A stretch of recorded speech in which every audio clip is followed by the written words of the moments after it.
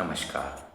শ্রীমদ্ ভাগবত গীতা দ্বিতীয় অধ্যায় সাংখ্যযোগ শ্লোক 7।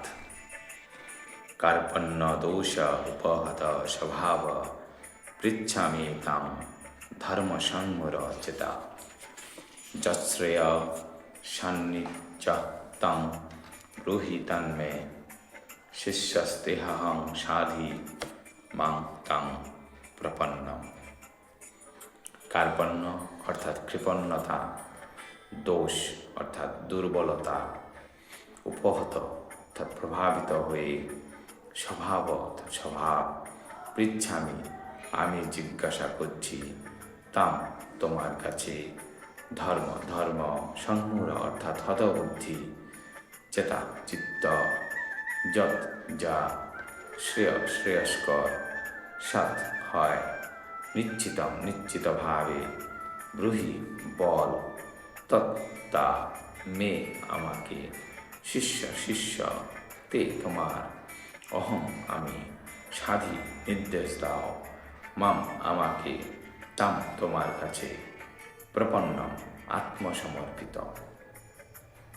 অনুবাদ: কার্পণ্যজনিত দুর্বলতার প্রভাবে আমি এখন কিংকর্তব্য বিমূঢ় এবং আমার কর্তব্য সম্বন্ধে সম্পূর্ণ বিভ্রান্ত। এই অবস্থায় আমি তোমাকে জিজ্ঞাসা করছি, কি করা আমার পক্ষে শ্রেয়স্কর তা আমাকে বলো। এখন আমি তোমার শিষ্য এবং সর্বতোভাবে তোমার শরণাগত। দয়া করে তুমি আমাকে নির্দেশ দাও। তাৎপর্য: জড় প্রকৃতির প্রভাবে জড়জাগতিক কার্যকলাপের দ্বারা মহাচ্ছন্ন হয়ে সকলেই হতবুদ্ধি হয়ে পড়ে। জীবনের প্রতিটি পদক্ষেপে আমরা এই কিংকর্তব্য বিমূঢ়তা অনুভব করি। তাই সত্যদ্রষ্টা সদ্গুরুর শরণ নিতে হয়, যিনি আমাদের জীবনের প্রকৃত উদ্দেশ্য সাধন করবার পথে পরিচালিত করেন।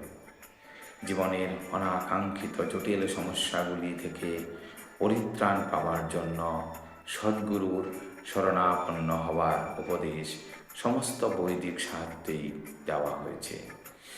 এই সমস্যাগুলি ঠিক দাবানলের মতো, যা কারো প্রচেষ্টা ব্যতিরেকে আপনা থেকেই চলে ওঠে। ঠিক তেমনি জগতের অবস্থা এমনই যে জীবনের কিংকর্তব্য বিমূঢ়তা আমরা না চাইলেও এই প্রকার বিভ্রান্তি আপনা থেকেই উদ্ভূত হয়। কেউ আগুন চায় না, তবুও আগুন জ্বলে।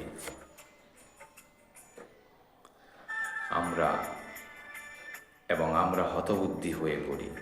বৈদিক জ্ঞান তাই উপদেশ দেয় জীবনের কিংকর্তব্য বিমূঢ়তার সমাধানের জন্য।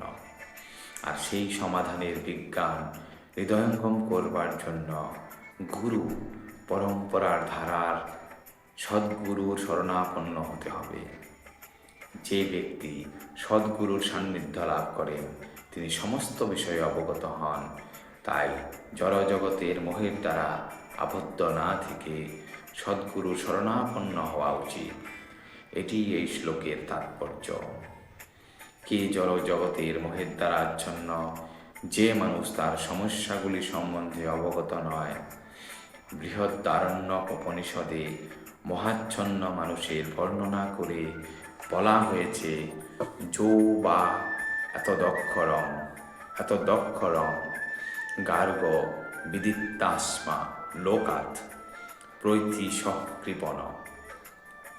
যে মানুষ তার মনুষ্য জীবনের সমস্ত সমস্যার সমাধান করে না এবং আত্মতত্ত্ব উপলব্ধি না করে কুকুর বিড়ালের মতো এই জগৎ থেকে বিদায় নেয়, সে কৃপণ।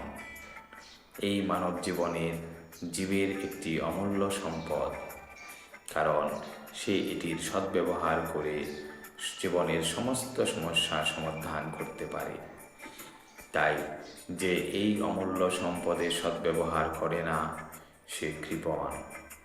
পক্ষান্তরে যিনি যথার্থ বুদ্ধিমত্তা সহকারে এই দেহের সদ্ব্যবহার করে জীবনের সমস্ত সমস্যার সমাধান করেন, তিনি ব্রাহ্মণ। যক এত দক্ষরং গার্গী বিদিত্তাস্মা লোকাৎ প্রৈতিশ ব্রাহ্মণ। যারা কৃপণ তারা পরিবার, সমাজ, দেশ আদি জড় সম্বন্ধের প্রতি অত্যাধিক আসক্ত হয়ে তাদের সময়ের অপচয় করে। মানুষ প্রায়ই এক ধরনের চর্মরোগ দ্বারা আক্রান্ত হয়ে স্ত্রী, পুত্র এবং অন্যান্য পরিজন সমন্বিত পরিবারের প্রতি অত্যন্ত আসক্ত হয়ে পড়ে। এটি চর্মরোগ, কারণ দেহ বা চর্মের ভিত্তিতে এই আত্মীয়তার বন্ধন গড়ে ওঠে। কৃপণ মনে করে যে সে তার পরিবারের সদস্যদের মৃত্যুর হাত থেকে রক্ষা করতে সক্ষম, নয়তো সে মনে করে যে তার আত্মীয় স্বজন বা সমাজ তাকে মৃত্যুর হাত থেকে রক্ষা করবে। এই ধরনের পারিবারিক বন্ধন এমনকি নিম্ন যৌনি সংভূত পশুদের মধ্যেও দেখা যায়। তারাও তাদের সন্তানদের যত্ন করে। বুদ্ধিমত্তা সম্পন্ন হওয়ার ফলে অর্জুন বুঝতে পেরেছিলেন যে আত্মীয় পরিজনদের প্রতি তার মমতা এবং তাদের মৃত্যুর হাত থেকে রক্ষা করার বাসনাই ছিল তার মোহাচ্ছন্ন হয়ে পড়ার কারণ। যদিও তিনি বুঝতে পেরেছিলেন যে তার যুদ্ধ করার কর্তব্য তাকে করতেই হবে, কিন্তু তবুও কৃপণতাজনিত দুর্বলতার ফলে তিনি তার সেই কর্তব্য সম্পাদন করতে পারছিলেন না। তাই তিনি পরম গুরু ভগবান শ্রীকৃষ্ণের কাছে এই সমস্যা সমাধানের উপায় প্রদর্শন করার জন্য আবেদন করছেন।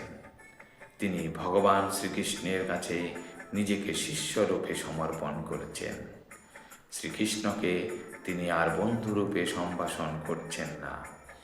গুরু ও শিষ্যের মধ্যে যে কথা হয় তা অত্যন্ত গুরুত্বপূর্ণ এবং অর্জুন তাই গভীর গুরুত্বের সঙ্গে পরম গুরু শ্রীকৃষ্ণের সঙ্গে আলোচনা করতে চান।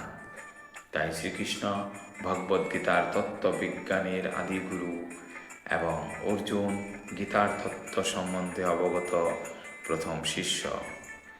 অর্জুন কিভাবে ভগবদ্গীতার জ্ঞান উপলব্ধি করছিলেন তার ব্যাখ্যা ভগবদ্গীতাতেই দেওয়া হয়েছে। আর তা সত্ত্বেও মূঢ়চর পণ্ডিতেরা ব্যাখ্যা করে যে শ্রীকৃষ্ণ নামক কোনো পুরুষের কাছে আত্মসমর্পণ করার প্রয়োজন নেই, কিন্তু শ্রীকৃষ্ণের অন্তঃস্থিত অপ্রকাশিত তত্ত্বকে উপলব্ধি করতে হবে। শ্রীকৃষ্ণের অন্তর আর বাইরের মধ্যে কোনো প্রভেদ নেই, আর এই জ্ঞান যার নেই সে মহামূর্খের পক্ষে গীতার মর্ম উপলব্ধি করা কখনো সম্ভব নয়। ধন্যবাদ।